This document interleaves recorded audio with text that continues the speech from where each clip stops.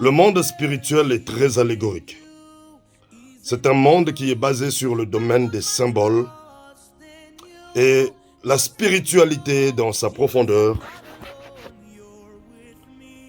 impose une certaine ouverture face au symbolisme.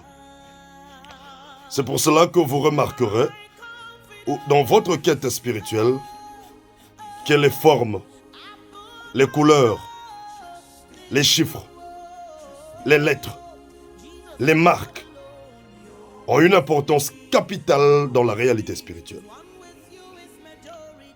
Les animaux, par exemple, sont un grand message de nature, de puissance et aussi de qualité. Dans Lévitique, au chapitre 11, le Créateur de toutes choses scinde les êtres vivants, particulièrement les animaux, en deux catégories. Les purs et les impurs. Celui qui a tout appelé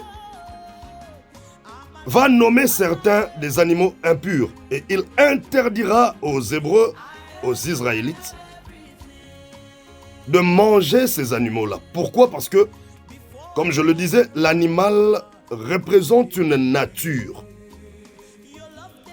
Mais j'aimerais bien rester figé sur les animaux dits impurs et particulièrement sur la race des reptiles. Ces animaux ayant pour la plupart des cas 4 pattes, 4 pieds, mais dont le ventre traîne au sol. C'est une grande expression. Et parmi ces animaux, il y a aussi des insectes qui sont déclarés impurs parce que leur ventre traîne au sol. Pourquoi? Parce que leur ventre traîne au sol. Dans la dimension spirituelle, le ventre est la géolocalisation physique de l'esprit.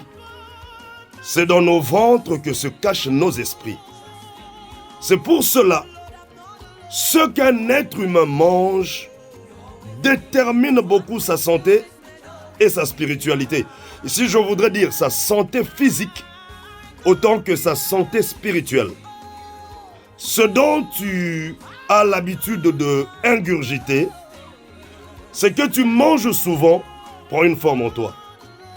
Dans nos coutumes, dans nos traditions ancestrales, il y avait certains aliments que la femme enceinte particulièrement ne mangeait pas. Il y avait aussi des aliments, ou il y a des aliments que certains castes, certains rangs seulement peuvent manger à cause de leur position, mais aussi de leur nature. Et dans le monde de la spiritualité, particulièrement dans la sorcellerie, la nourriture est à prendre au centre des réalités. Le sorcier tient compte de ce que tu manges. Et tu devras savoir, particulièrement en tant que spirituel et chrétien d'ailleurs, que l'alimentation humaine mondiale est entre les mains du diable. C'est le diable qui s'occupe de l'alimentation humaine. De cette manière-là, tous les multinationaux qui sont derrière l'alimentation, vas-y comprendre. Ne mange pas n'importe quoi, ne mange pas n'importe comment.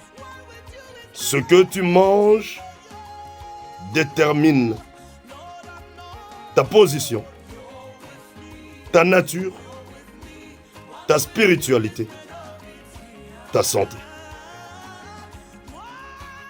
Que Dieu te bénisse.